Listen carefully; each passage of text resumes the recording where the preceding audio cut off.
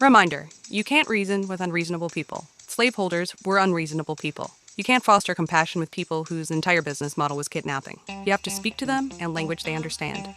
Force. Bleeding Kansas convinced John Brown that civil discourse with slaveholders was about as effective as Bluetooth pairing with a brick. He figured if we kick some ass now, maybe we can skip a civil war later. This is the martyrdom of John Brown. Fresh off Tonkin on slavers in Kansas, old John Brown brainstormed his next move, a raid on the federal armory at Harpers Ferry, Virginia, now in West Virginia. Wealthy New England abolitionists, the Secret Six, threw down on Brown's scheme like VCs bankrolling a startup. Brown recruited 22 volunteers ready to mount up for the cause. The play, jack the armory, vanish into the Appalachians, then pop out guerrilla style to frag plantations, rescue black people, and weaponize freedom on the fly, like Robin Hood for freedom. Now, John Brown was woke for 1859, but he was still rocking white savior blind spots we see today.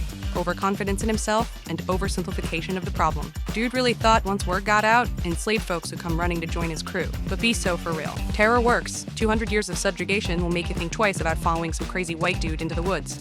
Folks weren't super hyped to abandon their families for likely death in a guerrilla war. And for the folks they left behind, failure would mean a crackdown on all enslaved people, nationwide.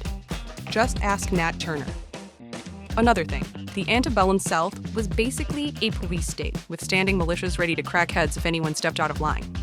It's funny how the same people who flexed on being benevolent slaveholders also kept an army on standby in case their workforce didn't agree with their management style.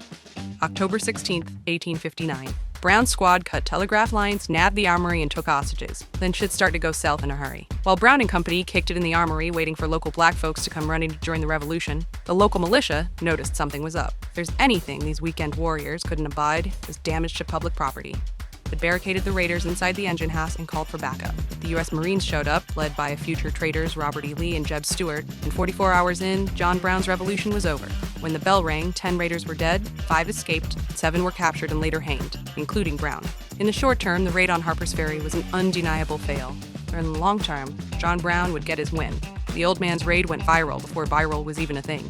From moralizing abolitionists to genocidal slavers and everyone in between, the country was paying attention. Brown wasted no time. In the 6 weeks between his capture and execution, Brown launched a media blitz that would polarize the nation and kick off slavery's death spiral.